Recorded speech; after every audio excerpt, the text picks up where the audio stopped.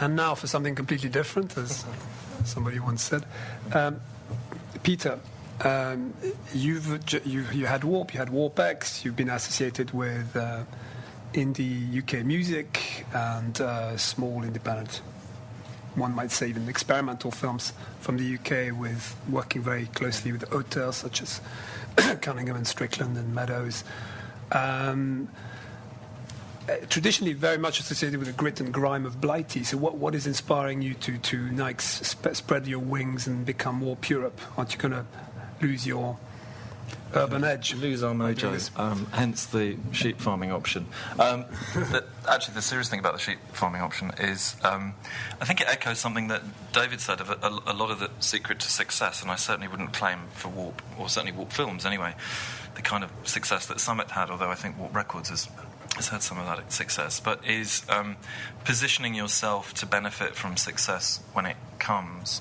And I think that was the lesson that we at Warp Films learnt from Warp Records was two things. One is stay incredibly focused on what started you, which was really about backing talent and backing the kind of talent they wanted to listen to.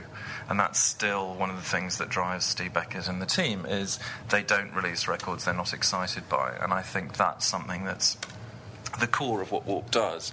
And regardless of whether we're working just in the UK or anywhere else, that will continue to drive it.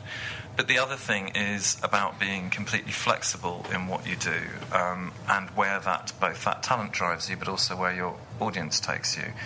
And I think quite simply, first of all, quite simply, why Warp Europe? It was to say Warp Films has had a relative success over 7 years in the UK, and that type of filmmaking, just like Warp Records type of making music, isn't national, isn't exclusive to one country. In many ways, Warp fans, be it for the films or the music, have more in common with other Warp fans in other countries than they do with people who are into other sorts of music or other sorts of films. And one of Warp's Records' big successes has been aggregating those niches around the world, joining up. It now has offices in Paris and Berlin, and it has a very big presence in Japan. And it seemed to us that a lot of the films that I like, aren't made in the UK, and there was no reason why, just because one's sitting in the UK, you shouldn't be making films anywhere in the world or with talent from anywhere in the world. And it's quite simple, particularly in a sort of age of internet joined-upness. It doesn't really cost any more to be having, a Skype script conversation with somebody in Tokyo than actually getting somebody to get a train fare down from Edinburgh to London for a meeting. In fact, it's probably cheaper. So there are a lot of reasons why being international doesn't necessarily mean more expensive. It doesn't necessarily mean bigger. That's one aspect.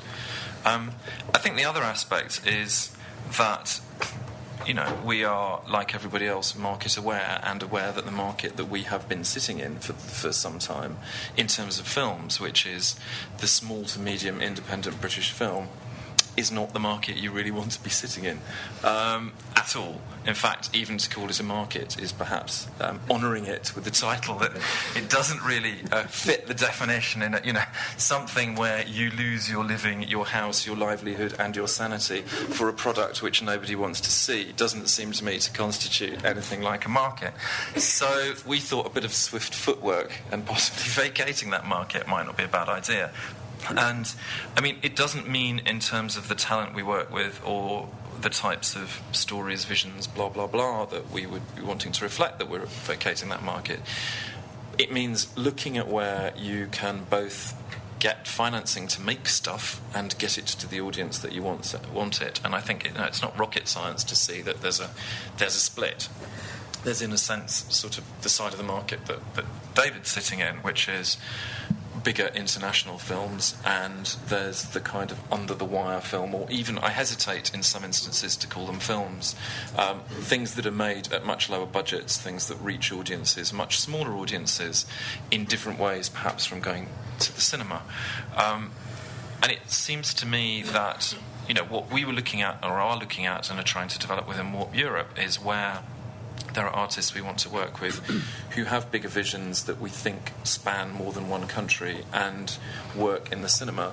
We are, through associations with Optimum and with other financing arrangements that we're in the middle of putting in place, looking to be able to finance those films and get them out through those studio type networks, such as similar to Summit in many respects. And if you've got the right product with the right talent, that's still possible. It's harder than before, but it's still possible.